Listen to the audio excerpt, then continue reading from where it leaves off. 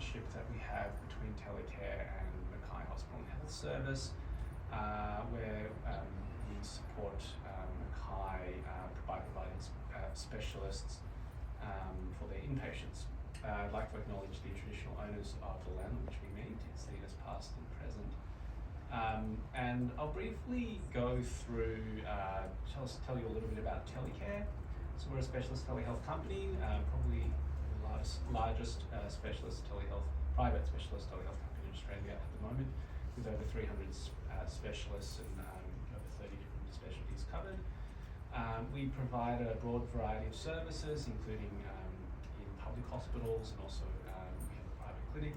We do remote reporting, and we also develop our own in-house technology to help deliver these services. We're ISO 27001 and ISO 9001 accredited, and we were selected as the only private provider to help develop the national virtual care standards. So briefly, a little bit of a background about the specialist workforce shortages in Queensland. And as an example, we'll take rheumatology. Preeti is a rheumatologist. But there are significant specialist shortages in Australia-wide, but especially in Queensland. So for example, there's only 62 rheumatologists in Queensland, and the vast majority, so 90% of them, are in major metropolitan areas. So only 10% or so would be in outside of the metropolitan areas. And not all of these would be working in public, so you can see that there's really very limited access to specialties such as rheumatology. But on the other hand, beds are full, the inpatient beds are full. There are long stay patients, often hospitals are over capacity. So our solution, which I'll leave Kathy to talk a little bit more about, is facilitating these subspecialists to consult on these inpatients, which we hope can expedite discharge, avoid in-hospital transfers, etc.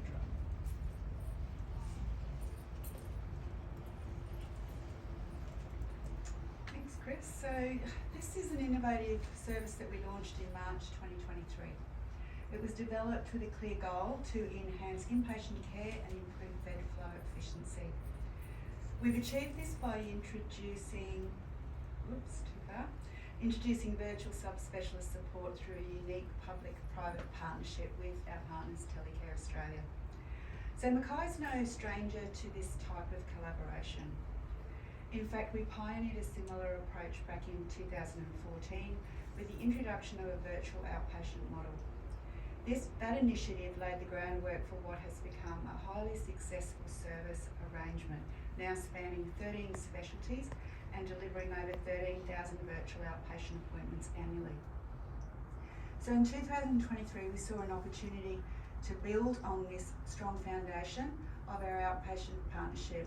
We expanded this model into the inpatient setting, aiming to provide timely specialist level input for admitted patients virtually. This shift not only supports clinical decision making, but also helps streamline patient flow and optimise bed utilisation. This initiative reflects the strength of our ongoing relationship with our specialist partners. By leveraging existing infrastructure and trust, we were able to move quickly and effectively into the inpatient space. So results are very promising, and we're very excited to share more about the impact that this is having on inpatient care and hospital operations. And the important success factor of this model has been recruiting a dedicated inpatient program officer who provides end-to-end frontline coordination for the service. The role is responsible for ensuring specialist consultations happen efficiently and effectively, translating into real benefits for patients and clinicians. The process begins when the ward team identifies a patient who would benefit from a specialist review. They create an SBAR type referral in the electronic medical record and notify our virtual health inpatient program officer. Our program officer contacts Telecare, liaises with the relevant specialist, confirms the appointment time and passes those details back to the treating team. Most consults happen within 6 hours or by the next business day. On the day, the program officer coordinates the video conference setup, either at the patient's bedside or in a meeting room, depending on their patient's mobility. So Belinda, who is our program officer, also ensures all key treating team members are present, and it's common for family or carers to join as well, either in person or virtually. So we've observed substantial year-on-year growth in both the adoption and utilisation of this service. Primarily it's driven by our ward teams seeking access to this specialist support. The four most requested specialties are neurology, geriatrics, hepatology and rheumatology. However, we have successfully provided access to a total of 10 specialties in the last financial year. And based on data from this July and August, we are anticipating that we'll probably facilitate approximately 470 odd consultations this year. The model is showing promising results in terms of patient flow and discharge efficiency. The early data points of 18% same day discharge and 53% discharge within 4 days are compelling. And the anecdotal feedback from medical teams adds valuable qualitative support. The next step for us is to undertake a formal evaluation through individual case audits to validate our initial findings. This is some feedback from a small survey of our on-site doctors who've participated in virtual inpatient consults. They strongly believe the service is beneficial to patient care and would use the service again. They are reporting improved diagnostic accuracy, support for optimised treatment planning, reduced length of stay and inter-hospital transfers. And beyond the clinical outcomes, there have been some powerful unexpected benefits. Local clinicians build their skills and confidence through regular specialist consultations. Junior doctors, allied health and nursing staff gain valuable on-the-job learning, strengthening their clinical knowledge in real time. It's not just about accessing expertise, it's about sharing it and building capability across the whole team. So I'll now hand over to Dr. Preeti Nair and she will present a case study from this service. Thank you. Thank you, Kathy. Good afternoon, everybody. To those of you who were at our session this morning, hello again. And to everybody else, I'm Dr. Preeti Nair. I'm a geriatrician and rheumatologist. I also have a fellowship in lifestyle medicine and certification in telemedicine from Johns Hopkins, and it's a pleasure to be speaking to all of you this afternoon. It's my pleasure to take you through another fantastic telemedicine model of care, and this time it's the virtual subspecialist Mackay Telecare Inpatient Support Service. Having done inpatient, hospital-based geriatric medicine since my junior doctor days, I cannot emphasize enough how thoroughly holistic and patient-centered this type of work is. It is even now incredible to me that we can zoom in from thousands of miles away to provide much needed specialist services to patients and their families across the breadth and width of this vast and incredible country. So let me take you through the journey of one such patient. So we have Mr. GC here. He's an 87-year-old gentleman who was admitted to hospital by ambulance after being found slumped on the floor at home. Investigations on admission to hospital concluded that he had community-acquired pneumonia and that he had hypercalcemia secondary to dehydration. He was quite confused on presentation and quite disoriented as well, very distraught and understandably with a distraught family. This is on the background of his family noticing that he had already had a decline in his level of mental clarity, short-term memory, and cognition in the months preceding the fall. Whilst usually a fairly independent gentleman when it comes to his personal care at home, and also reasonably independent with other day-to-day activities, now he presented to the team well below his usual levels of baseline function and mobility, needing the medical team and various other members of the team to help him with almost every aspect of care on a day-to-day basis in hospital. So he underwent appropriate medical investigations. He was treated with intravenous antibiotics for his pneumonia. He was given IV fluids for his dehydration. His high calcium levels normalized. He started to gain independence. He became independent with eating and drinking, and even started mobilizing well with a physiotherapist on the ward. So the medical team soon deemed him suitable for discharge, and this is when the family came to meet the medical team. They did not think that their family member, their loved one, was in fact ready to go home. They felt perhaps he needed more time in hospital until he was more back to his normal self. They even asked whether it was time for them to move their loved one into residential aged care. So if a general surgeon considers removal of appendix for appendicitis their bread and butter, well, this is the sort of complex discharge planning that a geriatrician considers theirs. In a nutshell, this boils down to a complex process called capacity assessment. It's a time-consuming process with a very important decision at stake.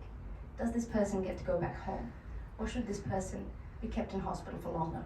Or do they in fact need to be moved into residential aged care? And once again, the magic of telemedicine comes into play. A meeting was organized with the help of our fantastic telecare coordinators on site. And in this case, not only was the patient and their next of kin in attendance, we also had a son who dialed in virtually from the Gold Coast. We had another son who dialed in from Brisbane. The home care team and anyone in the multidisciplinary team who needed to be in attendance will also be present. And many of us who have worked in the hospital system will know that organizing this type of meeting around a table where we need all key stakeholders present is a nightmare in itself. Well, everything in this process is fairly streamlined, and the conclusion was that whilst he was indeed below his pre-admission level of functional mobility and perhaps more confused than usual, he preserves the capacity to make a decision for himself with regards to his place of residence, and that was for him to go home. We also had to formalize his diagnosis of early dementia syndrome. We had to explain and answer all the questions that all the family members had, particularly the patient himself and his wife, but also explain all the ways in which the hospital team could support them and help them with this transition, and also link them in with the dementia services available regionally. And as a result of this virtual MDT, the outcome was that the medical team on site could get the ball rolling on all the processes needed to get this patient back home and for them to feel supported through this process. This not only facilitates discharge, but as we know, reduces length of stay in tertiary centres where there's such a huge demand on our beds. It provides patients and their families with a full spectrum of a specialist-led multidisciplinary team, and allows next of kin and other loved ones to access these very pivotal chapters in a person's life, no matter where they may be located. There is so much good work being done across all patient populations, but I'm sure that we all agree how important it is in this particularly precious aging population, many of us having parents or loved ones in this age range, not necessarily with them where they're located geographically. And we should all harness the benefit of these fantastic services that have now become available. And with that, I would like to hand back over to my colleague, Dr. Chris Sear, to speak to us a little bit about how much more needs to be done, can be done, and should be done. Thank you very much for your attention. Thanks, Preeti. Just that. Yeah, so Preeti makes it sound like it's very easy and seamless, but there are significant challenges with coordination, and I think Kathy did point out it's really important to have that person on the ground to be the coordinator and really the champion. And the uptake has been improving, and I think that's in large part due to that local presence and that person with that dedicated role. But there is still a lot of manual labour, I suppose.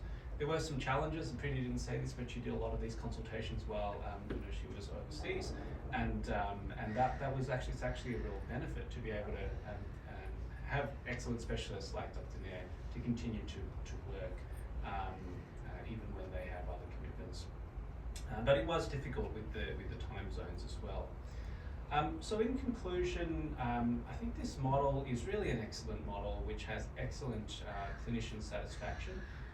From a hospital perspective, it's likely that it did improve bed utilisation, expedited discharge, and probably avoided inter-hospital transfers, because most of these specialties that are being utilised, there is very little or no local specialist presence. So we're probably saving 400 kilometres of travel both ways for patients like this.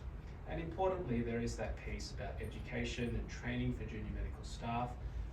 This may be the only exposure that these junior medical staff have to a rheumatologist or a geriatrician, and that's very important for their learning and career